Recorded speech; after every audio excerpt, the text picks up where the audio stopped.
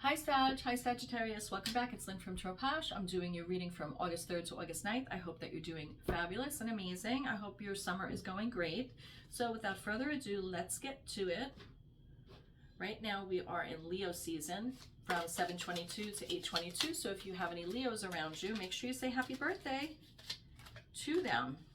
So overall energy I have is Four of Wands. That's homecoming, celebration, party, or just could be happiness surrounding the home. And then I have Knight of Rods. Rods in this deck, the Morgan Greer deck, is Wands, okay? So we have Six of Swords, Three of Swords, and the Six of Cups. Oh no, I'm sorry, the Four of Cups, the Four of Cups.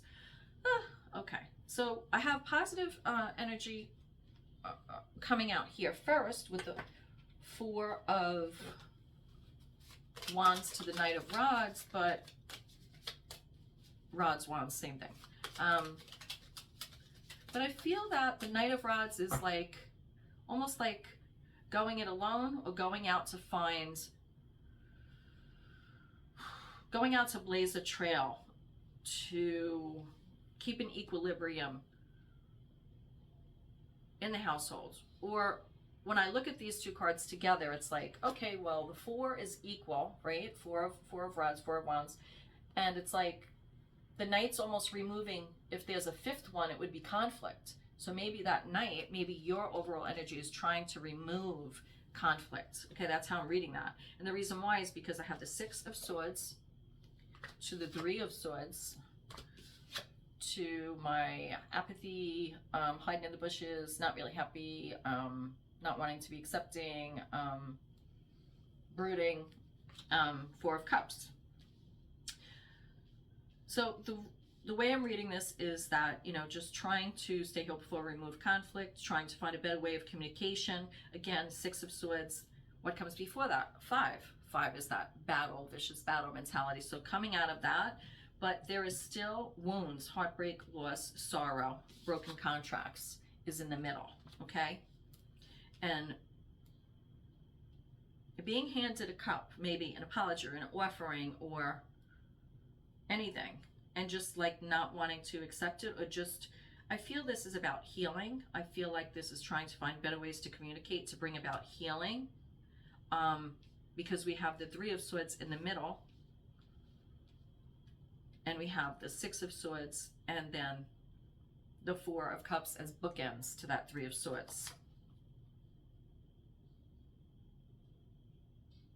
The reason why there is a lot of hurt here is because I have Page of Swords, and this card inherently is always about being on guard, you know, wanting to stay grounded, but in order to do that, you're always on guard. You're always like waiting for the next shoe to drop, or, you know, protecting your words, or feeling like you have to guard yourself. And it's also my gossip card, you know, it's like that chiacchiera, it's like that Italian small talk, but not in a good way. It's like in a bad way. It's like cutting energy. So you could have protective mode around you, and even though you're trying to communicate that, you know, whatever hurt or loss, broken contracts or sorrow is still there, it has to do, you have all this blue around this Three of Swords, that has to do, swords, with the throat chakra, okay? Blue is the throat chakra. So it's about speaking your minds. Also in the Six of Swords, you see all that emotion and the water, and again, all that blue.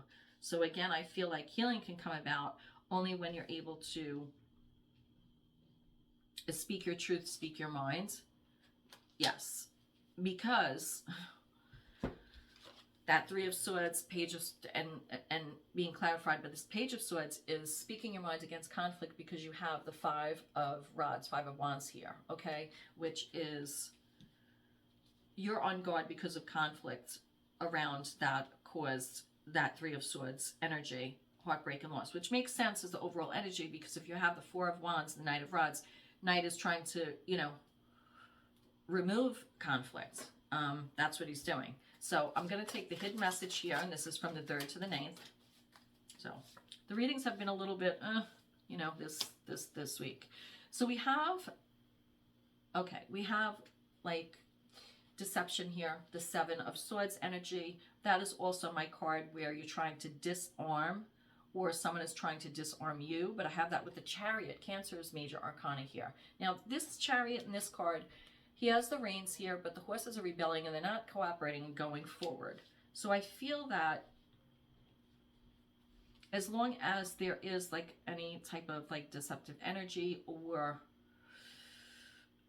feeling of constantly having to disarm a battle, that Chariot's not going to go anywhere. Like, that has to resolve itself before there's movements, because the Queen of Swords here is here now, and the Queen of Swords doesn't mince words.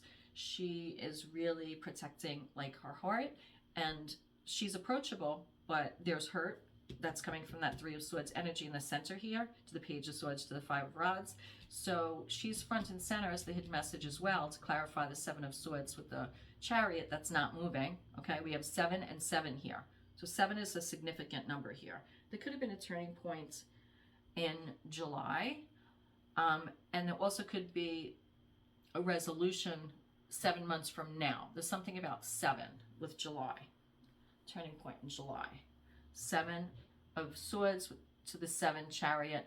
Queen of Swords is, you know, I feel like this is the energy you're in hidden, and it's protective energy, but it's better than the Page of Swords because it's nurturing, right? So just, you know, keep that nurturing, loving energy of yourself there. You have a lot of fire energy here, Saggy, you know, but don't lose that loving part of you, but still be protective of, I feel like there was a lot of gossip and a lot of outside interference here. So with that five of rods. So I'm going to close the reading with the Universal Folk Oracle deck from Anita Inverardi. I hope I'm saying Inverardi. I hope I'm pronouncing her name right. She's a wonderful artist. So what do we got here?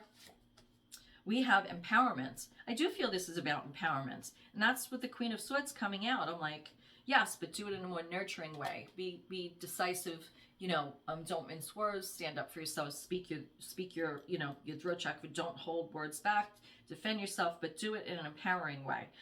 Expansion, together, prospect, divine. Okay? Now, I can't help but see how I see sunflowers and a lion here.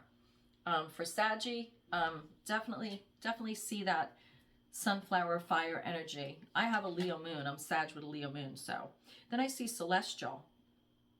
Empowerment was 18. So 1 + 8 is 9. Okay. Almost at the end of completion, right? 24 celestial is possibility, connect, infinite, and soul path. This is part of your soul path. I feel this week is significant for you.